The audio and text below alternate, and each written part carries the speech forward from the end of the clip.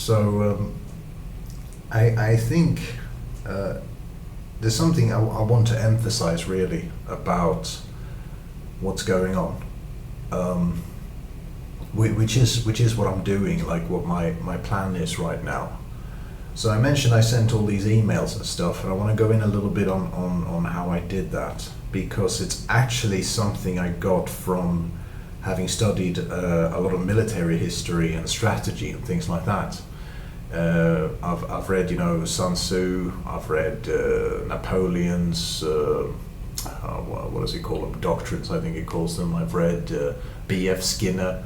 A lot of these sort of strategic thinkers throughout history, and I realized that like at the end of the day, whether you're fighting a war or you're in like a more abstract conflict that isn't violent, you can still on a sort of logical level, you can kind of translate that idea. And in particular, I looked at the doctrine of shock and awe, which in warfare is a terrible thing, but obviously in a more sort of abstract legal conflict, there aren't civilians getting bombed, so that's very different. But I thought about it, and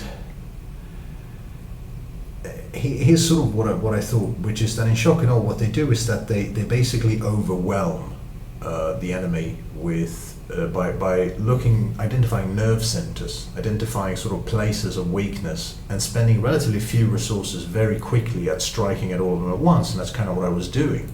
I sent one email to the ombudsman, I sent one email to the medical board, I sent one email to the president of the presiding government for the healthcare system, and I sent one email as well to I think it was just it was a legal department. It was a legal department of the same governing board.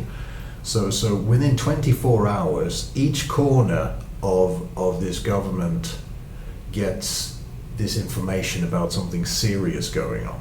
So when they contact each other to talk about it, they already know, right? So they're talking to each other and they already know, which makes it seem far bigger. And they start asking themselves, who else knows? So suddenly I've gone from doing this into doing this. So suddenly it's a lot bigger in their eyes. And from a litigious perspective, that makes a big difference, because it makes them wonder, like, can we put the lid on this? Can we dismiss it? Are other people gonna do something about it? Like they're gonna wonder about this stuff, and that's a very effective way of doing it. So you see, I do think I have a chance to. You see, I do think that I have a chance to.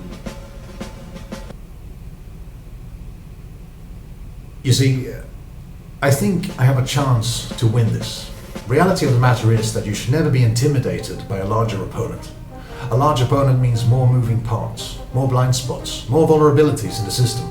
A large opponent is a paper tiger, and once you stop being intimidated by it and see it for what it is, namely a large and branching tree of opportunities and possible outcomes, then you are no longer looking at a big and impossible threat.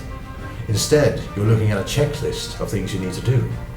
Whether it's Napoleon facing down the Prussian Empire, or David facing Goliath, or Luke Skywalker setting course in his X-Wing towards the thermal exhaust port, one thing remains clear.